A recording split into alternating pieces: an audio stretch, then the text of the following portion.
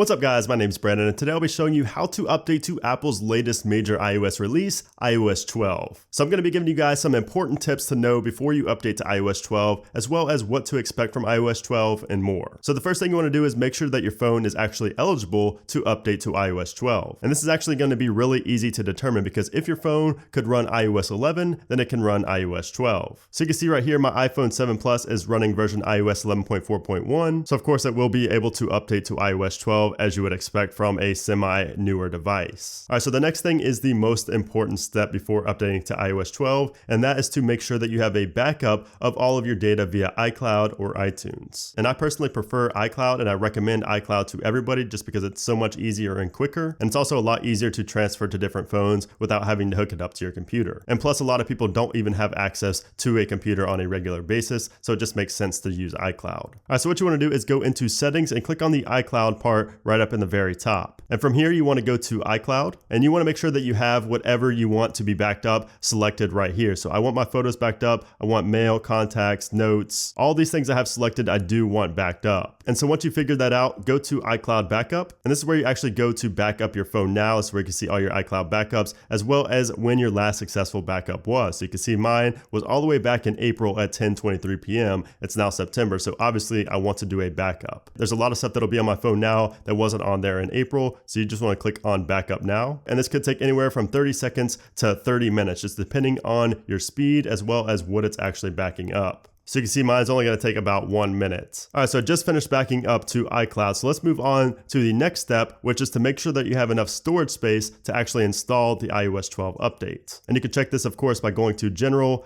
iPhone Storage, and making sure you have a good amount of space left. Now, this won't be an issue for most people with newer devices, but if you have an older device like an iPhone 5S or an iPhone 6 with maybe 16 or 32 gigabytes of storage, this could be an issue for you, and you should definitely check it out. But of course, with me, I have a 256 gig device here, so obviously I'm going to have enough space for the software update. So now we can go back all the way to Settings, and then we're going to go into General, Software Update, and this is where you should see the iOS 12 update populate. So you can see it says iOS 12 brings performance improvements and exciting new features to iPhone and iPad. And it runs down some of the mainstream new features here with iOS 12, which you can read on the screen. All right, so once you get to this page, you can go ahead down and click on download and install. Then you will have to put in your passcode. And keep in mind, I only have 22% of battery. You will need 50% or more to do this update. So make sure you are plugged into a charger. So you can see it will let you download the update. You can see mine's about 2 minutes, but it will not let me install it unless I have 50%. So once it's downloading, I'm going to get my cord out and start hooking it up so it can be charging. All right, so you can see it's almost done downloading and my phone is charging now. I did hook it up to a portable charger here. All right, so you can see mine is preparing to update now. I did finish downloading. Now it's in the preparing stage. And I will just say that the length of time that it's going to take you to download and prepare this update and actually install the update is going to vary. It's going to vary based on your device, your download speed, your upload speed. It's going to vary on the server. If everybody's trying to download iOS 12 at the same time, it's going to be slower for you. So it's really just going to depend on when you do the update and how quick your internet is. And of course, if you have a newer device, it is going to move along quicker as well because it does have a faster CPU. So it is preparing the update now, and then it will install iOS 12 on my device. And I'm expecting this to take another 10 to 15 minutes. So I will be back when it is complete. All right, so we are now back from the installation of iOS 12. You can see it says update completed, and there are just a few more steps to follow and then you're done. Go and click on continue. You'll of course have to agree to the new terms and conditions. And here is a new feature in iOS 12 to automatically download and install software updates. You can enable this or install updates manually. I'm going to go ahead and continue to turn that on. It also shows the new screen time feature right here, which you definitely want to continue and have that set up. And then we get welcome to iPhone, get started. And we are now on iOS 12. So if I go into settings,